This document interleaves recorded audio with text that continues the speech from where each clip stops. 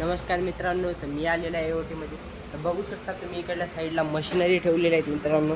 तर ह्याच्यामध्ये असते ऑइल मित्रांनो, याच्यामध्ये 60 नंबरचं ऑइल आहे मित्रांनो. तर ही ऑपरेट करणारी आहे त्याला मशीन. तर याच्यामध्ये ऑइल असतं आणि इकडल्या साईडला जॅक असतो.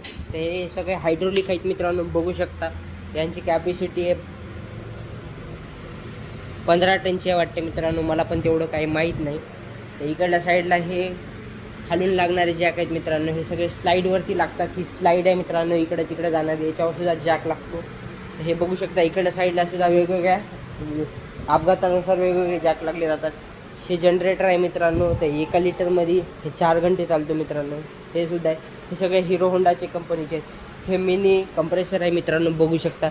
याच्या साईडने गॅस वेल्डिंग होते मित्रांनो ही या मशीनने. आणि हे जनरेटर आहे, छोटंवालं आहे मिनी जनरेटर. हे मित्रांनो, हे हवा भरायचं असते ना मित्रांनो, याला कंप्रेसर असं म्हणतात. याच्यामध्ये टाकी असते मोठ्या साईडला आहे, खालून बघू शकता तुम्ही. हे बघा साईडला खाली आहे, ते हे बी हे मित्रांनो.